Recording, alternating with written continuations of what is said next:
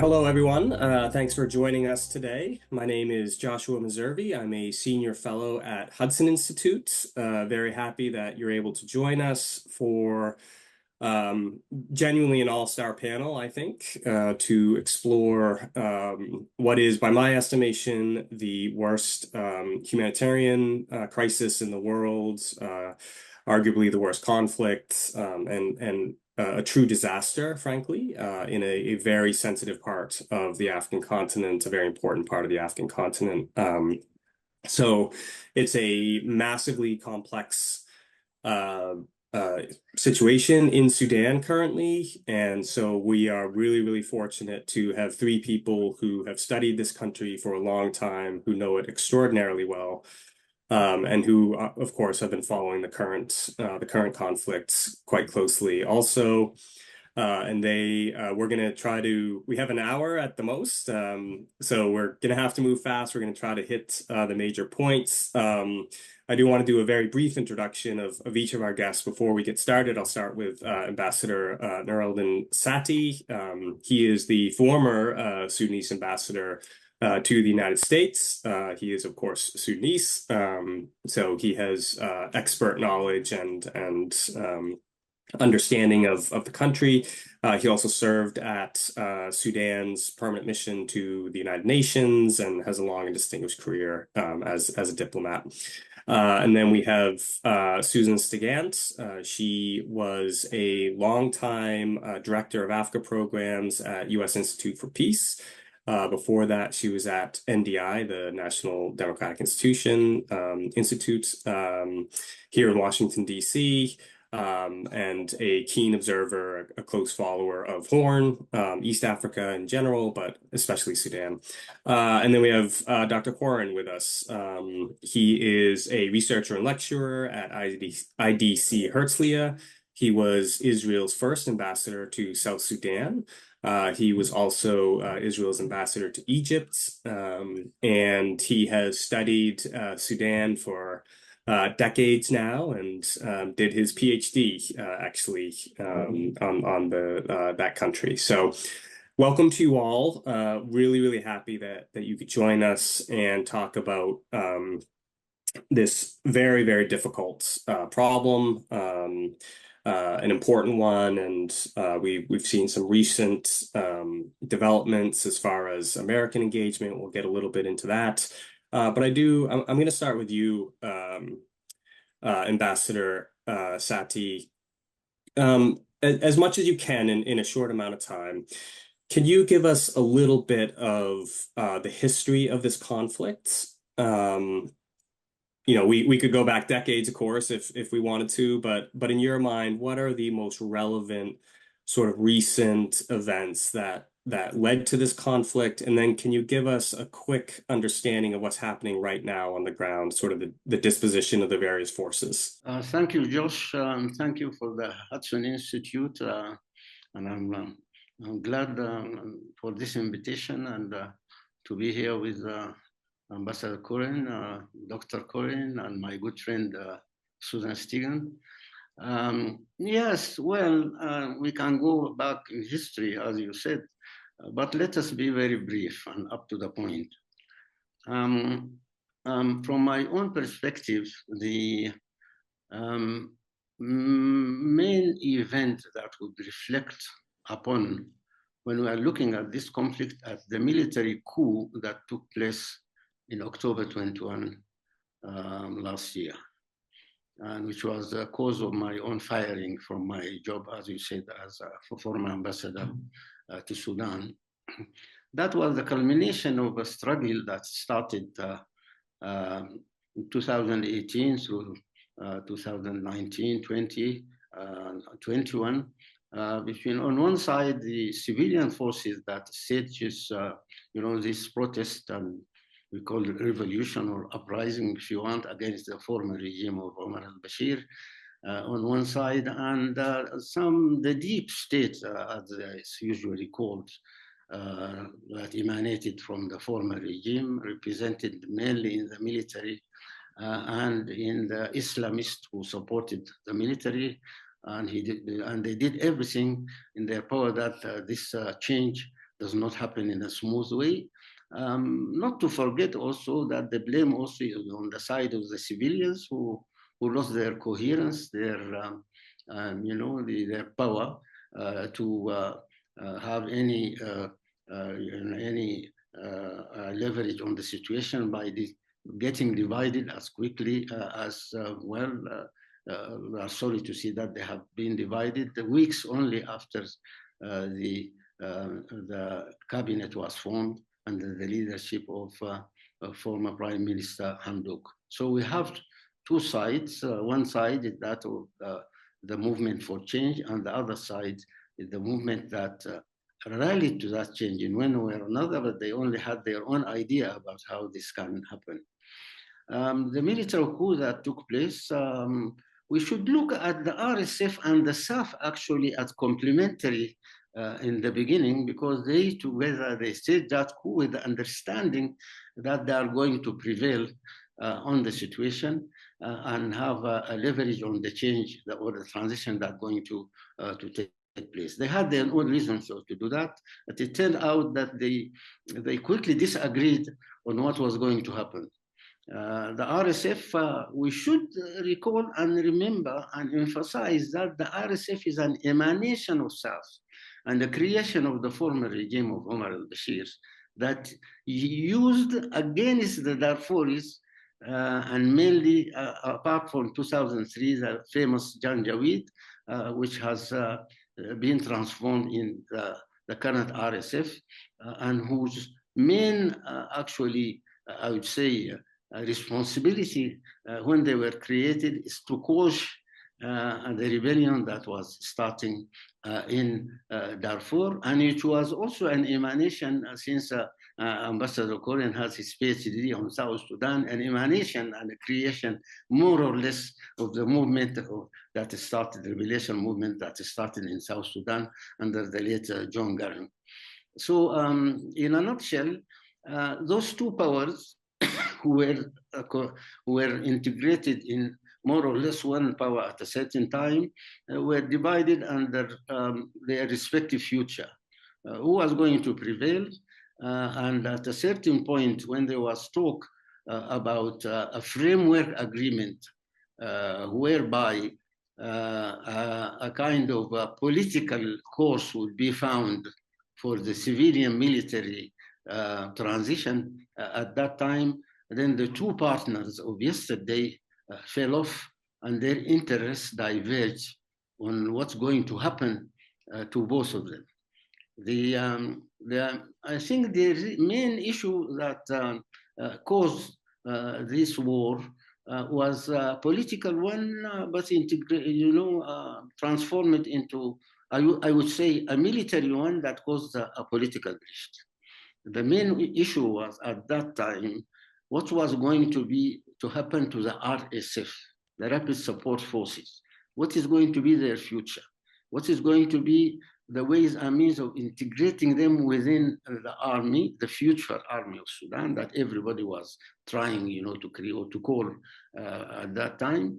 But the division was over how long that integration is going to take and what kind of command and control structure are going to be created in the transition from a divided army with two wings, SAF and RSF, into a unified army, which should be a full-fledged Sudanese army under civilian, I would say, authority or oversight. So that was the point at which the interests of the two partners diverged, and then the military coup took place.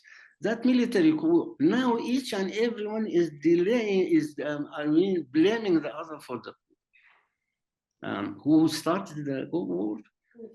Until this point, there is no clear answer to that.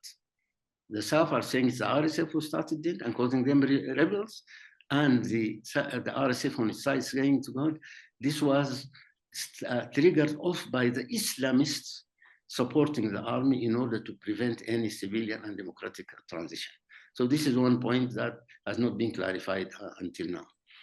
Well, as things stand today, we have a dramatic situation in which there is starvation, mainly in Darfur, which is under siege by the RSF.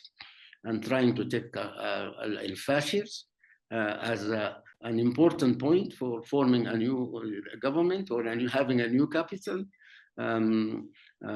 Failing this, now they are falling on Niala as being the capital for a newly formed, and this is the most serious development in the situation in Sudan, the political and military situation, in which now we have two governments, government, de facto government in Niala, which emanated from a newly formed coalition, which is called Ta'sis, or the foundational movement, headed by the head of the RSF, General Hemedti. And on the other side, we have the Port Sudan government, which is a de facto, more or less legitimate government led by Burhan, who is the leader of the armed forces of the South. So now, as things stand today, we are confronted with the issue of finding a way out of this war and a way out of this crisis. There have been, later on, Josh, I'm sure we'll come to the point where we are going to talk about the attempts that are being done or the initiative taken to end this war. But to sum up, disastrous situation, refugee population in the millions, displaced population in the millions, famine, starvation in al-Fashir and other places, a split, the risk of the country splitting into two, and people are talking now about what they call the Libyan scenario. Are we going heading towards two governments in one country? What is going to be the future of Sudan as a state? What's going to happen with the millions who are now, scattered around the world? What would be the role of the Sudanese themselves? What would be the role of the regional community? What would be the role of the international committee? Let me stop there, and I'm sure we'll come to that in the discussion later on. Thank you very much. Thank you, Ambassador, for that excellent overview and background to the conflict. You very admirably were able to distill a lot of complexities and in an accurate and useful way. So thank you for that. Dr. Quarren, I want to move to you because a key part of this conflict has been outside powers and their involvement in this. I'm very glad Ambassador Sati emphasized, because it's a point that I'm at pains to make as well, that fundamentally this is a Sudanese conflict. This war began because Generals Hemedti and Burhan decided to fight. With that said, there's no denying the fact that outside powers have been very heavily involved in this from the very beginning, and that their presence, in my estimation, has intensified the conflicts and likely prolonged it. So, can you give us an overview of especially the regional actors, both from the Middle East, but also from Africa itself, who are involved in this conflict and potentially what they're after and like why are they involved in this? Thank you for that meeting. That's a very important subject that for some reason was neglected in the general media in the world. And I think Ambassador Sati summarized very briefly and to the point the situation right now, just in order to explain what's going on. And we have to remember that in the history of the Sudan, it used to at least try two passes of colonialism. Once was the Ottoman one, later the British one or the Anglo-Egyptian, whoever you want to call it. And part of this was the usage of inner forces in Sudan, within Sudan, based on tribal division and kind of different regions in Sudan, and that enables those powers, of course, even now, to penetrate into Sudan and try to maneuver things in a way that will be helpful for those who are coming from outside rather than for being helpful to the local people. So let's talk about the recent years. I don't want to go back uh, too long to history. When what Ambassador Sati described as RSF, and rightly so, that is based on a version before called the Janjaweed. We know that was active in Darfur, and uh, the tribe of Hemedti was the militia or the head of the militia that worked under Bashir in order to bring the situation to what happened basically in 2003, 2005, what we describe, we know as a genocide in Darfur, mainly Arab tribes that fought against the black tribes, both Muslims, by the way, in Darfur and created this uh, um, really disaster then. And ever since, it's not really stopped. It changed by the time. Now, if we're coming to modern times, which became very fast, very dynamic, very global, and changed the character of conflicts everywhere. Look at Ukraine, look anywhere, and you see that if somebody identifies a very strong or local force, such as the RSF, that came into being, uh, or at least into the look of the Arab Sunni countries in the Middle East, namely Saudi Arabia, Egypt, Emirates, and so on, when they fought against the Houthis, I remind you, in the Saudis fought against the Houthis in 2015 or end from the end of 2014, and Sudan joined to the Arab Sunni coalition at that time when Bashir cut its relationship with Iran in order to go out from the very bad image that he had as part of the terrorist axis, if I can say so. And he shifted to work with the Arab coalition. And part of it was a war in Yemen against the Houthis, with Saudi Arabia against Iran. Now, Emirates find out that a part of Sudanese army, most of the Sudanese army was based on the RSF, on the militia that was very creative and very successful there. And when the Emirates decided to go out from this coalition because of the failure of Saudi Arabia to lead it against the Houthis against Yemen, they kept very strong relations with Hemedti because they saw him as a very strong potential leader for Sudan. And they used his connections, his abilities to penetrate, to come into Sudan in order to promote their issues within Sudan, for example, food security and things like that.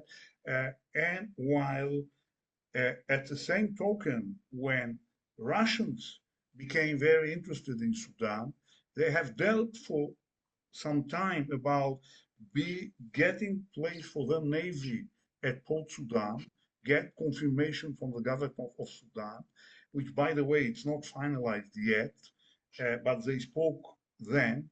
And in fact, what happened in 2019 when they failed Bashir left, and the new government came in, the partnership between Burhan, Hemedti, and in some of the time with Hamduk also as a government who will serve the people.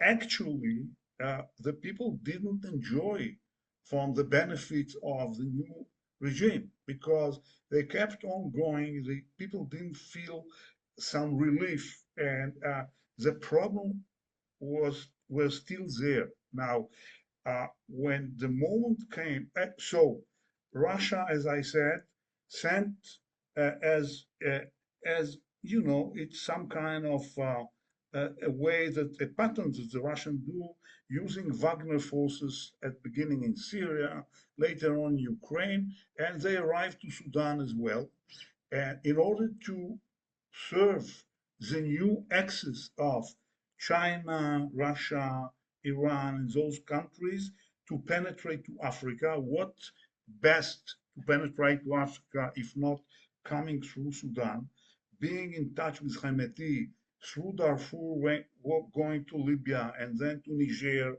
and then all around the Sahel region. And in fact, Russian today all the way down to through Mali to Burkina Faso.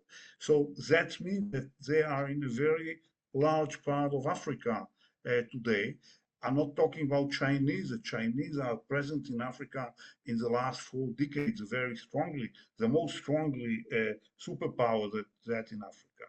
So that went together with Hemedti, enabling to be a stronger partner within Sudan, while Burhan, the president or temporary president or whatever you want to call him, went with the traditional Sunni countries in the area, for basically foremost and foremost Egypt, Saudi Arabia, and so on. And they tried to build a situation that they will be bridged by the time to be a normal leadership. But in April 23, Hemedti decided that he's changing the rules and he would like to lead. And that went immediately to Darfur and then to other regions in Sudan. And they became stronger, while the people of Burhan, the army, military, was weakened. So Burhan left, and in fact, they're running the story from Port Sudan, not from Khartoum, because part of the time the palace was captured by RSF people. And in order to change that situation, Burhan got back to Iran in order to get more weapons and more ammunition.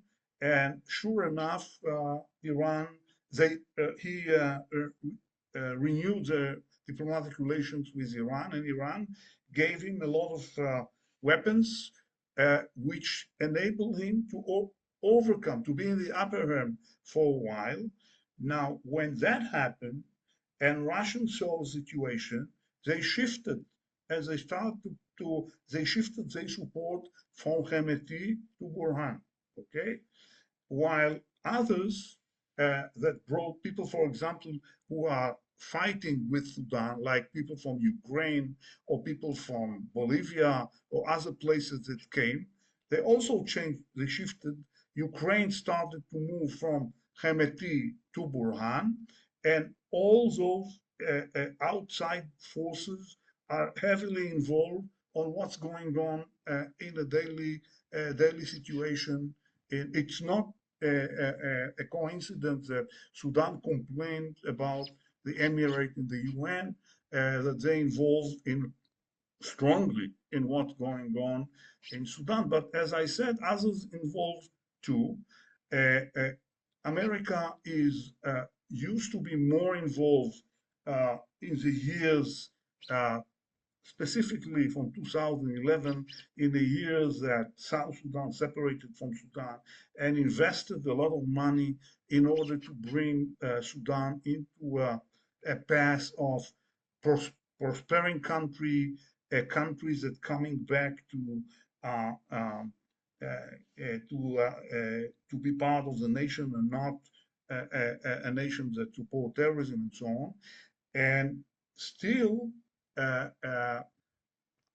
other parts are involved. For example, Haftar from Libya also involved and support Hemedti. Turkey is involved because Turkey would like to have its own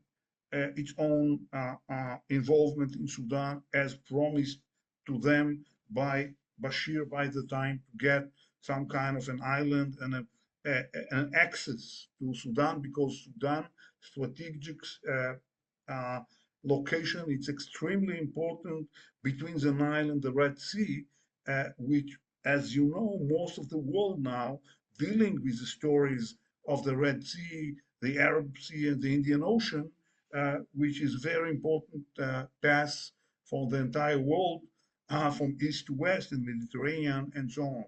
So Sudan became extremely important to those. I'm not talking about the local neighbors like Ethiopia, Kenya, Uganda, and so on, because Sudan is also part of the story of the Renaissance done in Ethiopia that coming to being now again that involve Egypt and Sudan very strongly with that situation, and that reflects of what's going on in Sudan, as well as what happened with Abiy Ahmed in Ethiopia and his behavior towards some of the tribes that has to go to run away to Sudan and to South Sudan.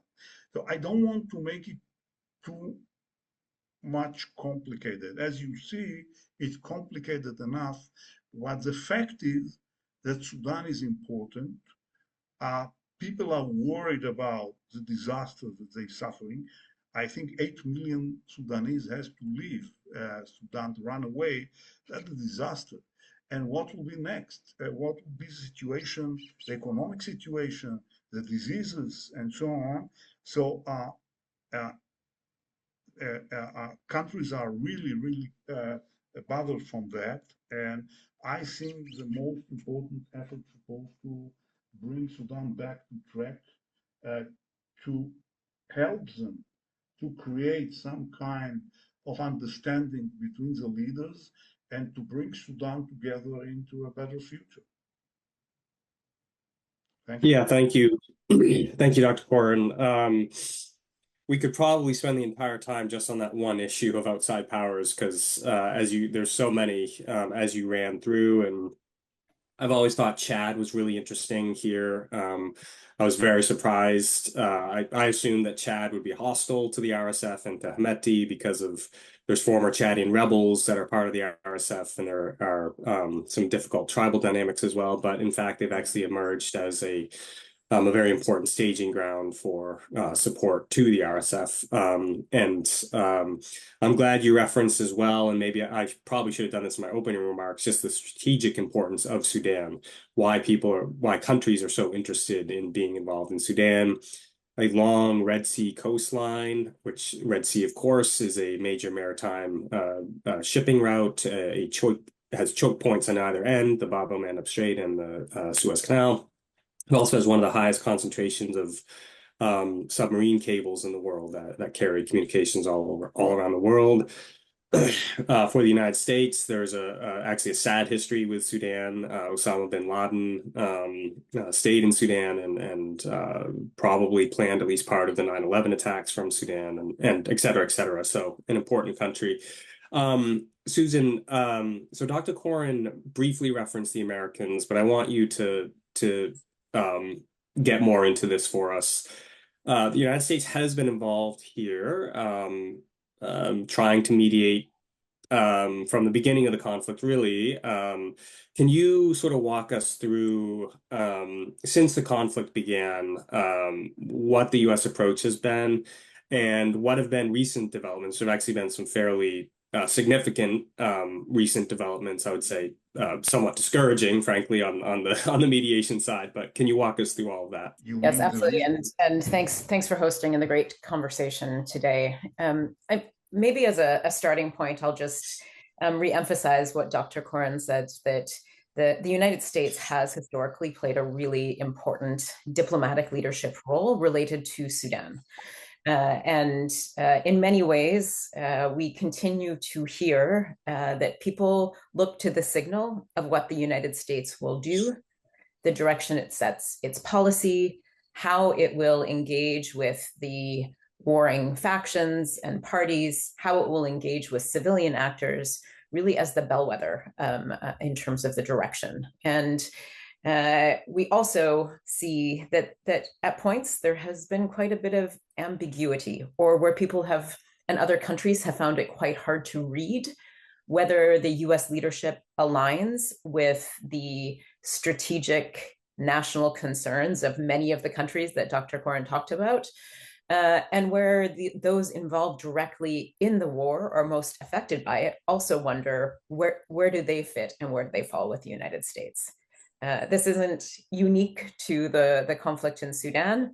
And as we've talked about, this is not an easy policy problem to solve. It's not an easy diplomatic issue. But maybe to speak to your very specific question, Josh, the U.S. has played a leadership role. Immediately when the war started, the United States, together with Saudi Arabia, convened an initial set of talks to push for a ceasefire, to push to halt the hostilities. And in the initial phases, this very much focused on reiterating and reaffirming basic international humanitarian law and human rights law, things that all fighting parties are actually bound by, but tend to forget or are tempted to walk away from in the midst of war. And this happened really within the first 60 days of the war starting. And I think at a point where there was an assessment that de-escalation was possible. Multiple rounds continued, and it seems that a similar policy approach was taken over time to focus first on halting the violence, stopping the war, and then to treat separately the political questions about what does a future dispensation in Sudan look like, and even to treat separately what are some of the longer term security arrangements that, as Ambassador Sati talked about, were really core to sparking this fight. And I think are the fundamental interests of those who are fighting in the war itself. So sort of three tracks that would be pursued, but a very intense US focus on trying to get the war to stop. Some agreements were signed, all agreements were violated consistently. And I think, unfortunately, in the midst of this US-Saudi effort, we also saw the emergence of 8 to 15 more different initiatives to either stop the war, to safeguard national interests of various countries involved, to facilitate humanitarian corridors, to advance political conversations. And so in my experience working on peace agreements around Africa, North Africa, the Middle East, I've never seen such a proliferation. And the general theory says to us that the more forums there are, the more difficult it is to get progress in any one single forum. The more likely it is that the parties will move around and shop to see which one is most advantageous to their own interests. And I think most importantly, this multiplicity of forums reflects the really deep strategic interests that so many countries and different parties have in the outcomes. So this story of what happened in Jeddah was one major push by the United States. The diplomatic and policy approach evolved from about a year ago, almost a year ago exactly, when the United States also sought to convene a set of talks in Geneva, co-facilitated with the Swiss government. This ended up being more of a conversation among interested parties and countries. The Sudan Armed Forces did not attend the talks, which I think points to some of the challenges of reaching agreement with the parties on their preconditions and how they expect to be treated, whether they're treated as the Sudan Armed Forces or the government in Port Sudan. The RSF was present. There were some shuttle diplomacy that took place. But what came out of that was a real effort by the many countries that we've talked about already to try to open critical humanitarian corridors. And so I would say sort of that second chapter of US diplomatic engagement really focused around responding to the emergency because of the consequences of the war itself. And that mechanism continued its work for quite a long time. And I think, the scale of the crisis, as we've talked about, is horrendous. And I don't think anyone questions whether that should be a focus of attention. The bigger question is, what would it take to actually get the fighting to stop in a way that we wouldn't be dealing with a major crisis? And then I guess maybe if we could turn to maybe this third chapter that seems to be emerging at the moment with the Trump administration. we see and have heard signals of initially a set of meetings with a new Quad format, with the United Arab Emirates, Saudi Arabia, Egypt, Qatar involved in conversations about how are their mutual interests with the United States impacted by the continuing war, how to address the urgent humanitarian consequences. And then most recently, indications that there have been meetings between the US Special Advisor on Africa, together with General Burhan and his government. Now, I think we're all kind of watching to see how this develops, but for me, the fundamental questions it poses is, what is the policy objective? Is it to end the war?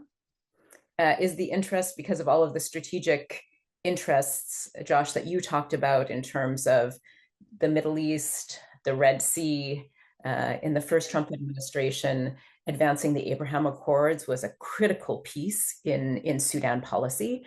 And so would that Middle East aspect be the reference point and the center point for how US policy is oriented?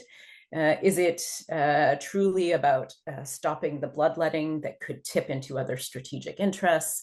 And is there exploration of what economic partnerships could be facilitated, could be opened, if a peace deal could be reached, right? We've seen that approach in DRC, Rwanda. The US has clearly said this is a different type of conflict in Sudan. It won't be the same approach. But we also know that the overarching policy objective relates to opening partnership and economic opportunities that benefit the United States and hopefully benefit Africa, African countries, and hopefully African people as well.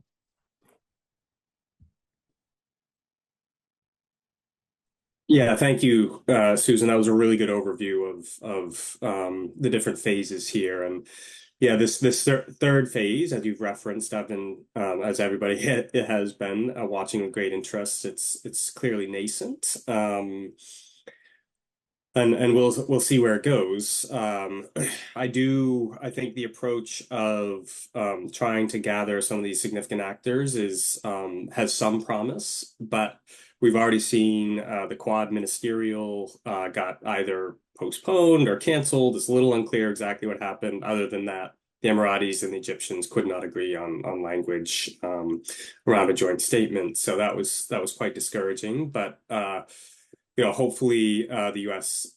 keeps at it. So there's a lot here that a lot of directions we could go here. But I'm gonna start back with Ambassador Sati, and something we've talked very little about so far are the civilians here and the civilian movements. You discussed them as well. You should have in the history running up to this conflict.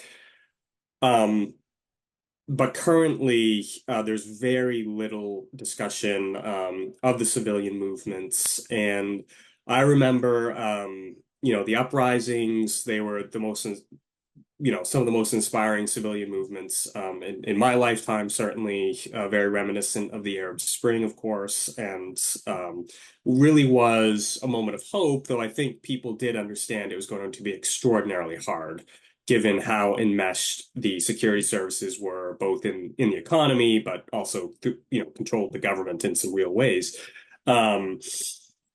And then eventually that backlash against the civilians from the security services did materialize.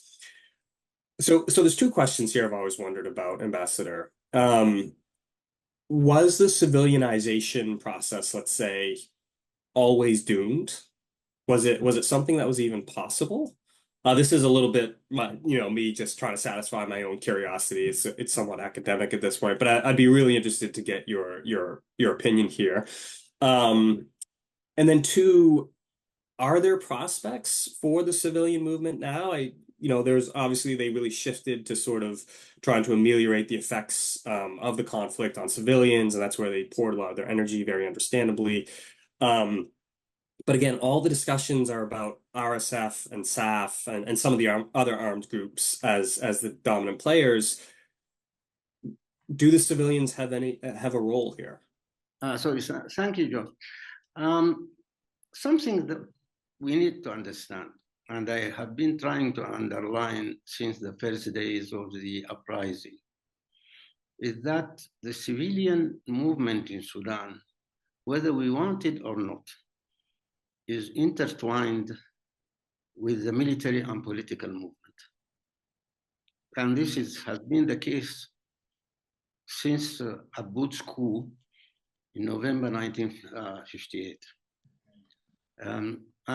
If you look at the Sudanese situation now, the context now, and this has been actually, there has been an evolution since the early weeks or months of the change in Sudan, is that there is a distinct, I would say, separation between the movement of the street per se, the youth movement that was initial and crucial in the change, and between its political and civic emanation in terms of leadership. In other words, the civilian leadership has not been able to translate the slogans of the streets into policies that are implementable.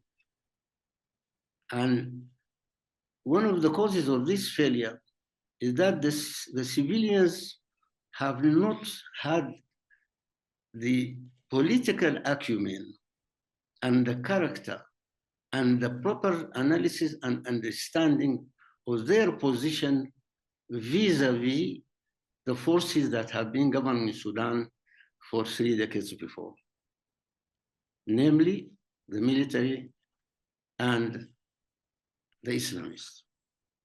So to answer your question, we are talking about the civilian movement which is divided, which is aligned. If you look at the situation today, the recently, TASIS, the foundational movement that emanated a few weeks ago, it's aligned itself on the RSF.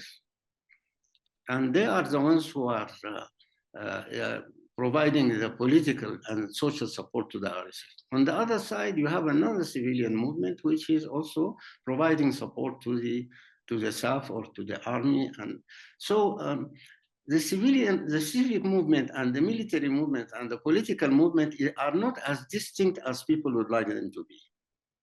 And that's what I have been saying since the beginning. One other conclusion that I have drawn a long time ago, and I would like to repeat it here and say it very clearly. The failures that we had in the past, October 64, April 58, and more recently, December 2018, is mainly due to the fact that the civilians have not been able to maneuver those who supported them in the change.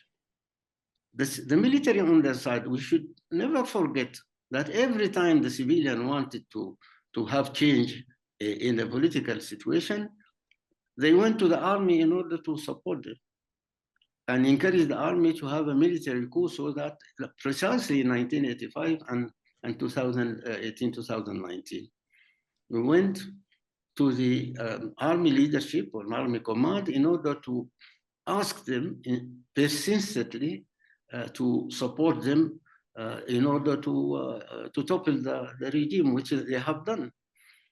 And there have been a misunderstanding on both sides. The military are saying, oh, you called on us to support you, we have supported you. And now that you are acting as if we never existed, or you are, doing everything to say that the military should not be part of any political process.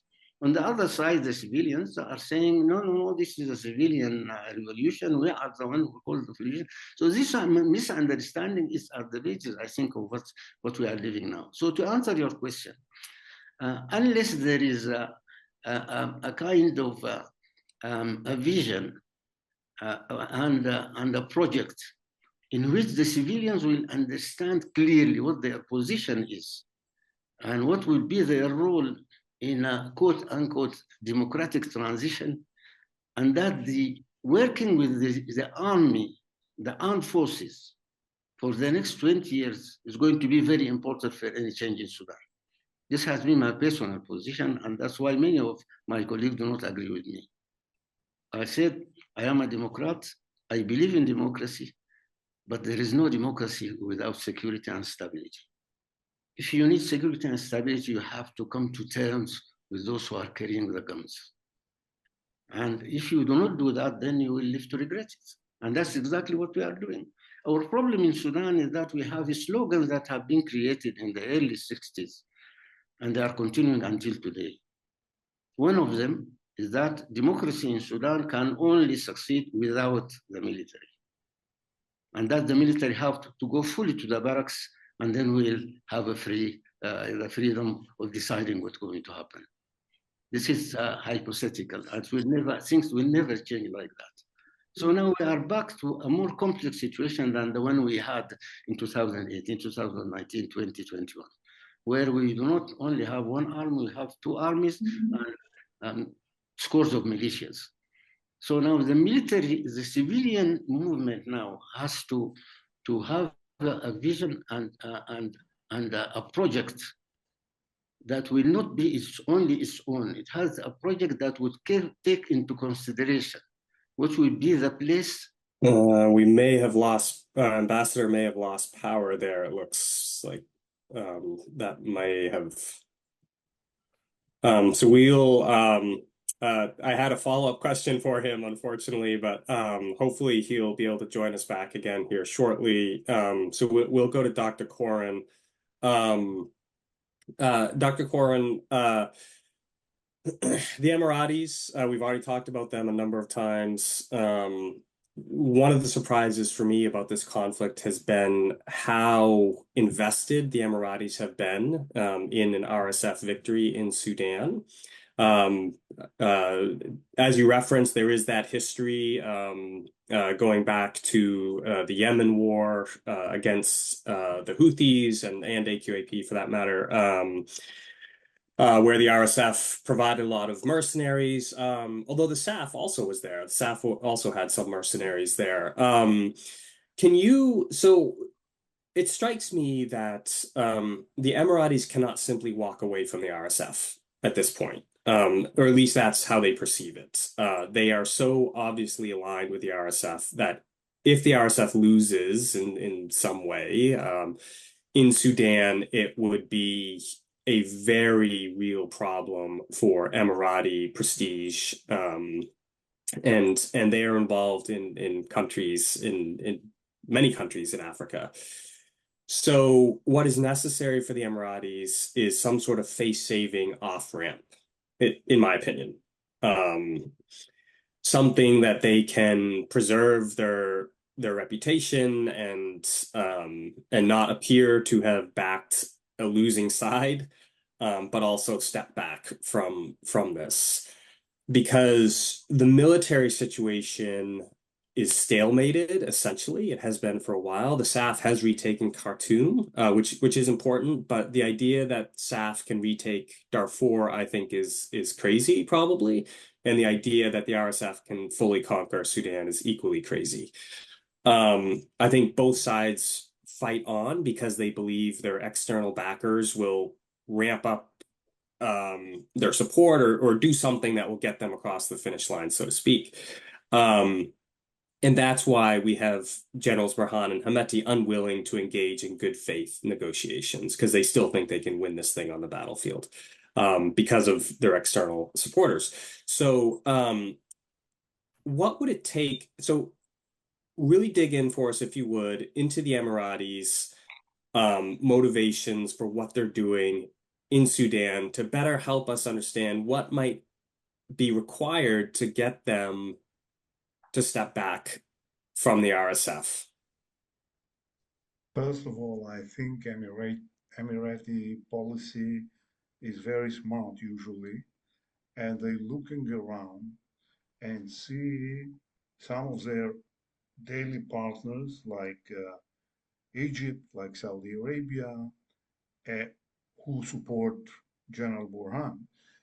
And they understand that things are changing, and I start to identify kind of change in their tendency to go all out and rather to try to get to push more the RSF for compromise.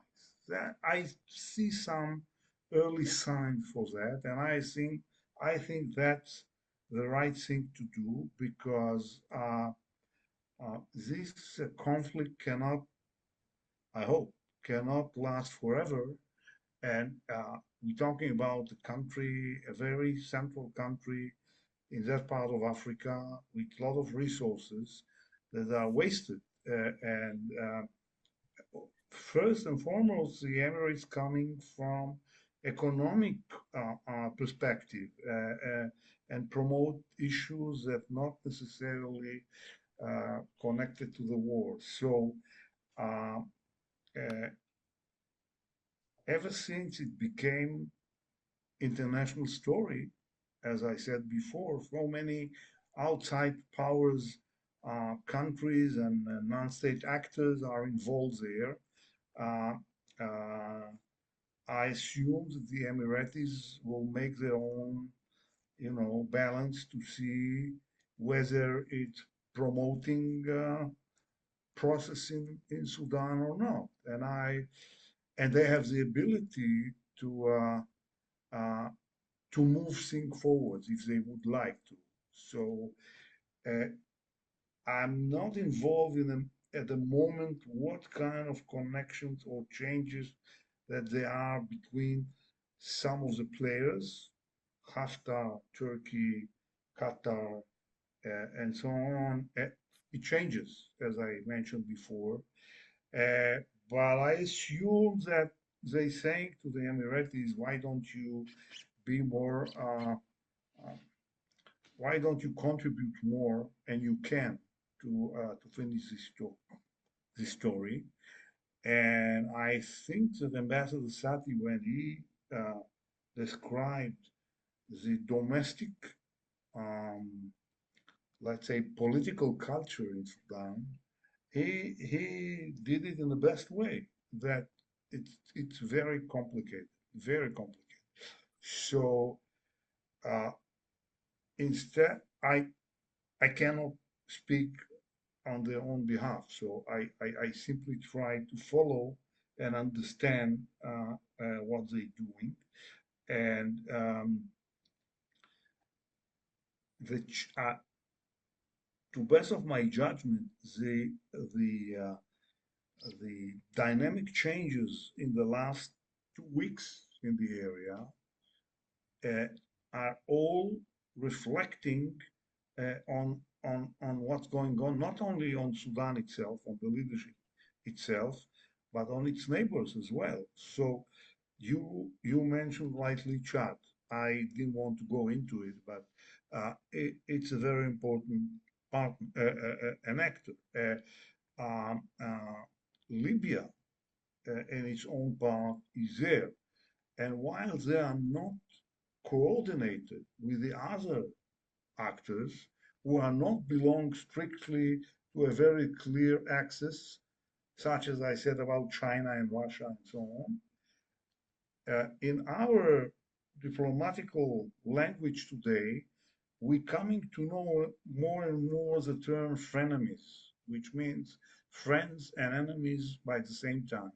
And I don't want to give an example right now, but we have a lot, and there's no problem to cooperate between those two factions when you would like to achieve some goals. So part of the talks that I'm following between Emirates and Egypt, Emirates and Saudi Arabia, it touching at that too, for sure. I know Egypt is very worried, and they spoke recently about the Emirates about that, and I assume they would try to get something efficient, but as long as nothing dramatic happens and change the whole equation. So that I don't know. For example, if Egypt and Ethiopia will get to such a conflict on the Renaissance Dam, which will involve everybody inside,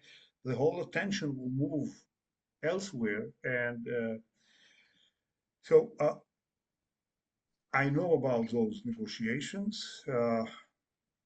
As Susan mentioned rightly about all the attempts for agreement, for meetings, for plans, and so on, it didn't work up till now. Let's be optimistic. What can I tell you at that moment? Yeah. Yeah, thank you. You have to have a bit of optimism to continue on, I think. And I want to get back. I'm going to go to Susan, but I want to get back to Ambassador Saty as well to finish his really interesting remarks around the civilian military components and political culture and et cetera. Susan, one of the chief American concerns is that and the Emirati concern as well, and even the Egyptians have this concern, are the Islamists. We've talked about the Islamists a bit here. Burhan rehabilitated some of the Islamists, clearly brought some of them into his structure following once the civil war broke out. And of course, SAF was well known as sort of a heavily Islamist influence, let's say, organization. But he's also reached out to the Iranians for weapons, as we've already discussed. Russia, we again talked about the deal around a potential Russian naval base in Port Sudan that has been struck, although the Sudanese would say, well, our parliament has to, endorse this before it can become official, and the parliament's not in session, so it's a little unclear exactly what the implications of that are. But Burhan has reached out to these characters and these countries that, from an American perspective, are deeply problematic. Now, my sense is that, first of all, Burhan strikes me as potentially more of an opportunist than someone who's just simply trying to survive and win this war, than a genuine Islamist or someone who's makes common cause ideologically with the likes of Iran or Russia. But can you unpack that for us? Like, what is your sense of these links that the SAF has made with various actors that are really problematic for the United States? And do you think that that's something Burhan could be convinced to step back from? That's a huge question. It's probably an entirely separate session itself. Let me say a few things on it. First, I think we talk necessarily about the SAF like it is one coherent institution that that has a singular view, and it is indeed a structured army that has discipline and exercises command and control. But I think that the dynamics inside are so complicated. In part, Ambassador Saty pointed to this, that the SAF was the entire national institution, right? The SAF was both a security entity, a business entity, a political entity. And I think we do ourselves and we do diplomacy a disservice if we don't pull those pieces apart. And that includes the role that Islamists may play and the influence that they may have within the SAF at a particular time and moment. I also think that we have an analytical problem. So let me be a little academic for a moment, where we talk about the SAF and the Sovereign Council interchangeably. So many people would question whether the Sovereign Council is even, a legitimate entity that should be recognized. And I'll just take a little moment back to the point about the coup. The fact that the African Union has suspended and maintained its position that Sudan is suspended because of the coup, I think is really, really important to get these long-term trajectories. But the SAF as a military security entity versus the transitional Sovereign Council that includes a whole bunch of people that were not with the National Congress Party, that were never part of the SAF, you take the deputy, for example, who spent 40 years fighting against the SAF for a political and security reason from the part of the country that he came from. So I think we do ourselves a tremendous disservice by not distilling and pulling these pieces apart.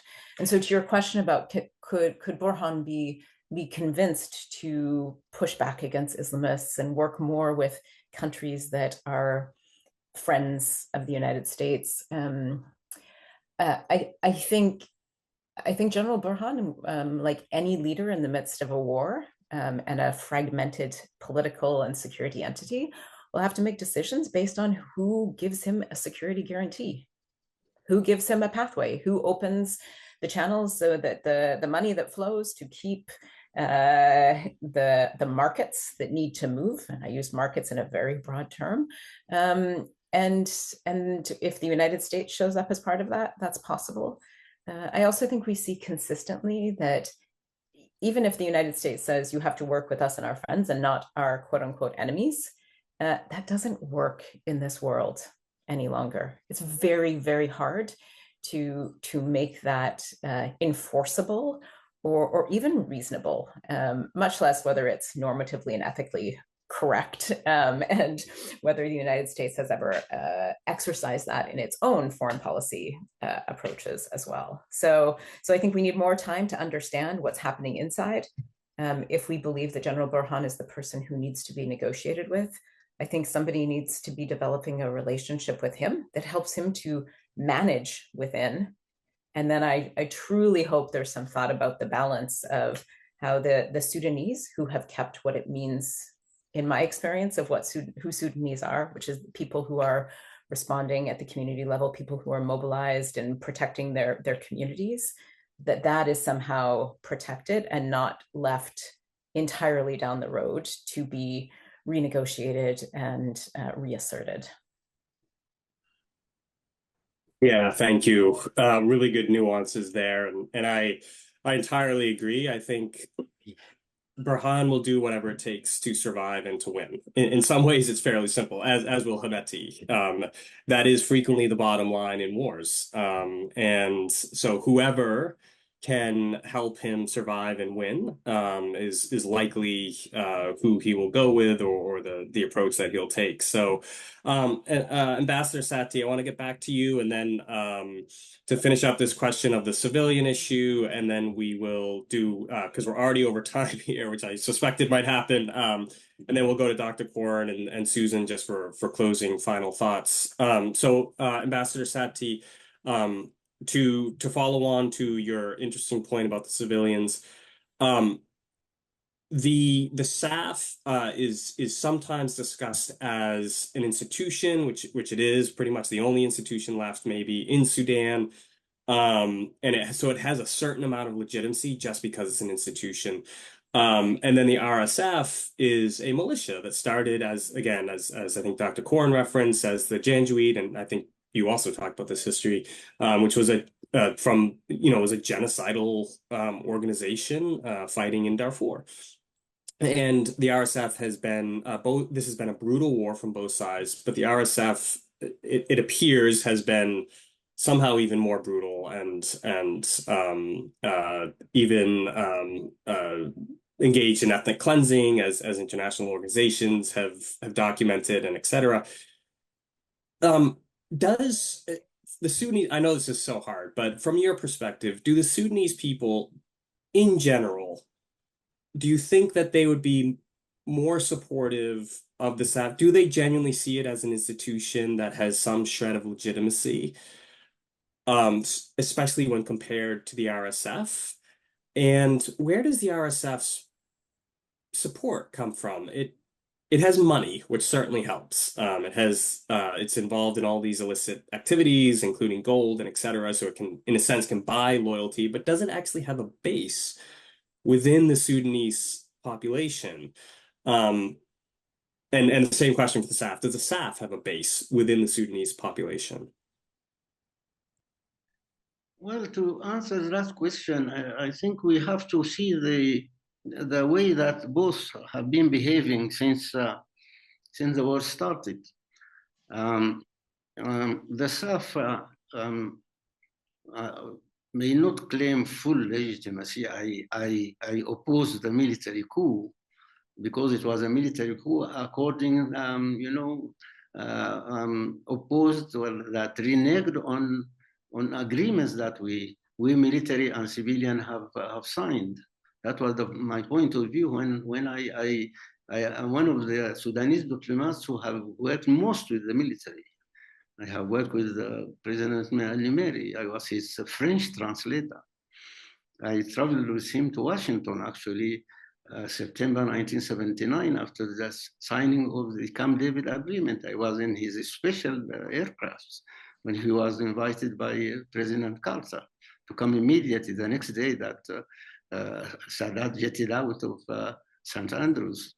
I worked with Suarda in the change 1985. I worked with al-Bashir, who was a schoolmate actually. So I am one of those diplomats who really understand the military because I've worked with them. But the reason why I oppose that coup, because it came in opposition to a movement, a street movement, a movement for hope and for change in Sudan. But when the war, erupted, it's a matter of conscience now. The South, you can say whatever you want again, but if today you want an anchor, an entry point into the Sudanese situation, it has to be the South. It cannot be the RSF. I talked to the RSF people. They came to my residence twice for a coffee, and we discussed, and I tell them very clearly about my position. I said, you have lost them, I think, the majority of the Sudanese situation because of the behavior of your troops. Whether it was a policy, they said it's not premeditated policy. It was unguided, unruly elements that have done that. They had the opportunity for 2 years. They were controlling Khartoum and parts of Jazeera and Kordofan and other areas. They had the opportunity of building a basis for them in those areas. They have not done that. It's a lost opportunity.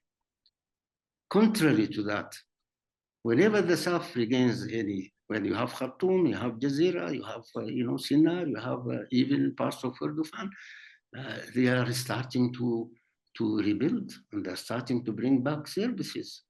And people are coming back now to the areas controlled by South. Whether you are against South politically or whatever historically, you have to give them the credit that now they are the ones who are building safe havens for the population to come back. And the contrary, the RSF is not doing that. They say we are pro-democratic, but at the same time they are killing Democrats. And they are killing the population they are supposed to protect. And they say they claim they speak in the marginalized against the 1956 state and all that. It doesn't make sense. How can you claim that you are a Democrat protecting civilians and all that, and you are killing them at the same time and starving them at the same time?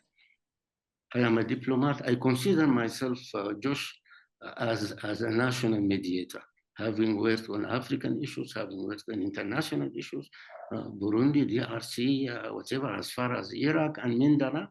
I worked on that for many years. So I look at the global picture.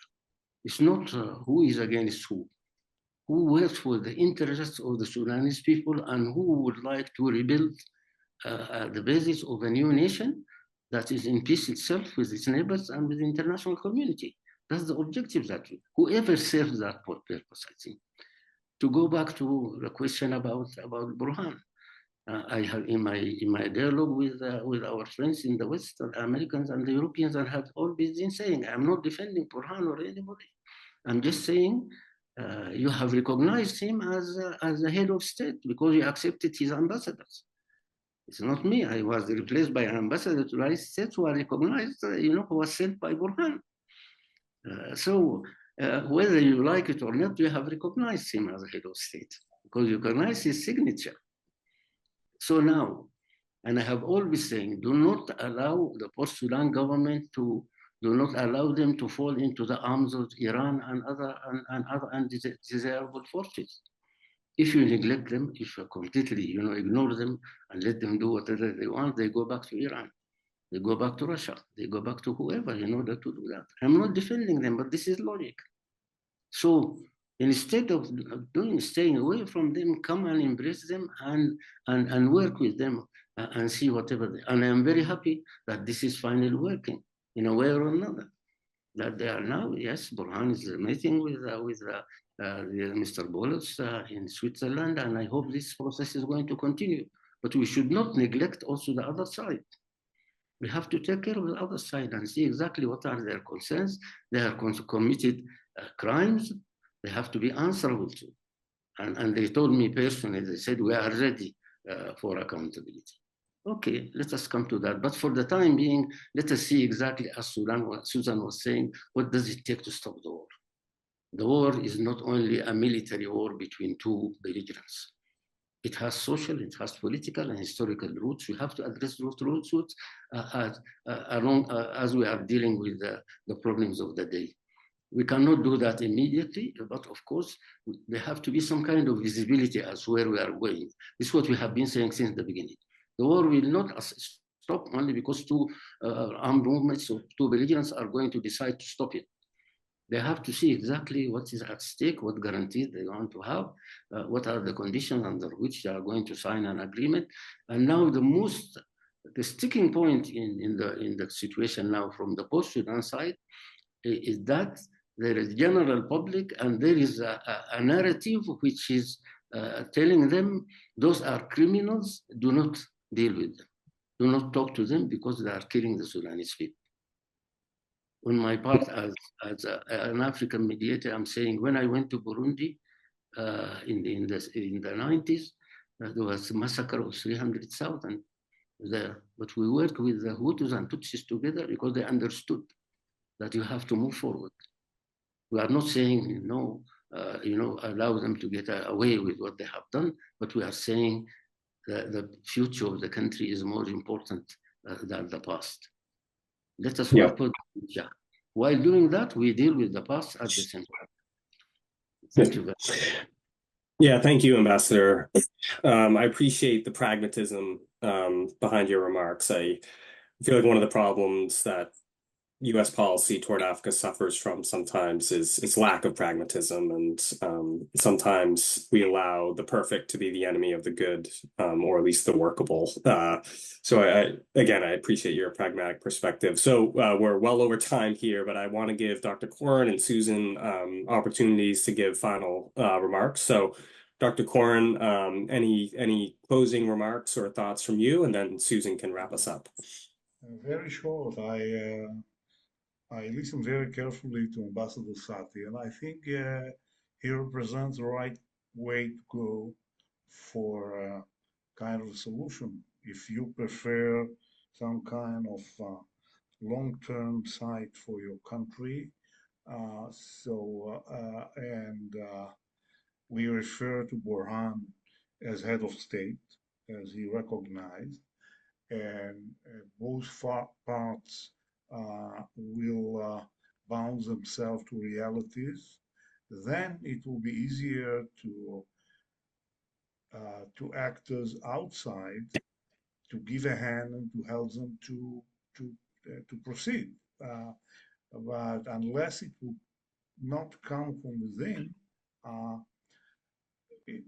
it won't take us anywhere. So it's expected, and I heard that Burhan and Hemedti are very intelligent people. So I assume it's not the problem of lack of intelligence, but rather it's will and measuring the situation. So if the other actors that involved in it will succeed to bring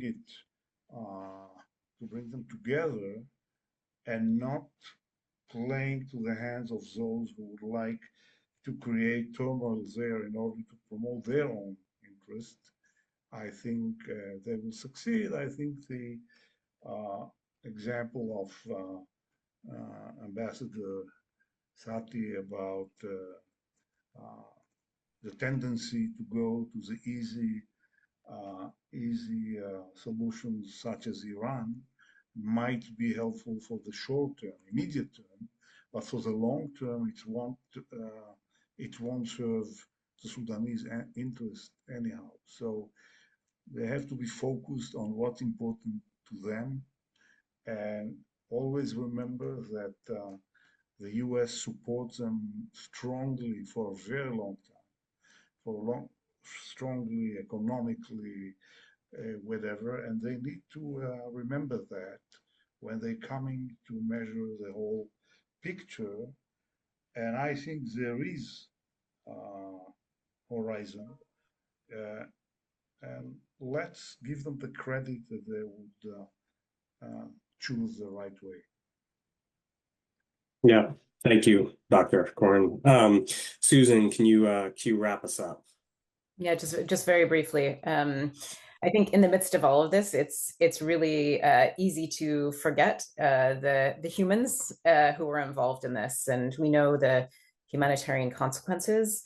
But I remember the human aspirations. The Sudanese people who have fought for the freedom, for the peace, for the opportunity to grow businesses, and to be leaders and the breadbasket to provide this agricultural good for the entire region. And to do that, the war simply has to stop, right? To open that possibility. And then maybe just to flip to the very pragmatic side of things, from the US perspective, we know that moving on an issue that's as complex and involves so many people in so many countries, it really requires high-level engagement. It requires preparation and lead up. It requires a commitment to follow through on basic guarantees and guardrails. And so I'm encouraged by any steps where we see that leadership. And I would just, humbly submit that in order to make progress, this cannot be seen as Sudan. This cannot be seen just as an African problem. This cannot be seen just as a problem of intervention of other states. This is really feeding into the entire system of the Red Sea and beyond. And this is where the US has strategic interests and strategic leadership possibilities. Doesn't have to be costly, doesn't have to take a ton of time, but it does require that leadership. Yeah, well said. And I'll make a point that I've been making for a while, which is I think, President Trump is actually uniquely positioned probably to really put some meaningful weight behind a diplomatic process. He does have good relations with a lot of the main actors here, outside actors. The Emiratis, the Saudis, the Egyptians, etc. And that's not the whole solution. As we've discussed, this is a Sudanese problem fundamentally. But in my own analysis, I think it's pretty clear that the outside actors have absolutely intensified this conflict and prolonged it. And maybe it will change the calculation of the men fighting on the ground if they can no longer rely on outside support. Maybe then they will be serious about negotiations. I think the sine qua non for successful negotiations are the willingness of the sides to negotiate in good faith. That seems like an obvious point. I think we overlook it sometimes and just try to force everybody to the negotiating table. And I think that's always doomed. And until the men fighting in Sudan believe that they cannot win this thing on the battlefield, they won't negotiate in good faith. And the key, I think, to getting them to negotiate is to demonstrate that the outside help is drying up and will not be decisive for them. I'll also say something I've said for several years since the war started. The SAF is highly problematic in so many ways, but it is an institution. It does have a certain amount of legitimacy among Sudanese. And I think the United States should commit to diplomatically supporting SAF and recognizing the reality that this is an institution and certainly preferable to the RSF. And in exchange for that, it should be very clear with General Burhan about what it expects, and that it needs to end its dalliances with the Russians and the Iranians and begin a real de-Islamization process, which would be very difficult and very hard and very long. But it's interesting to me that the Egyptians are supportive of the SAF, even though the Egyptians are very, very anti-Islamist, but they also understand some of the pragmatic realities here, I think. So that's just more from an American policy perspective. Thank you all. We went way over time. Appreciate your extra time that you granted us, and we could have gone much, much longer. There's so much we didn't even get to, but really appreciate you lending your expertise and helping highlight the fact that this is such a horrific conflict that is important to the United States. There are absolutely national interests involved here for the United States that require the U.S. to move forward robustly and pragmatically, I would argue. So thank you again, and thank you all to you who have tuned in, and we will see you another time.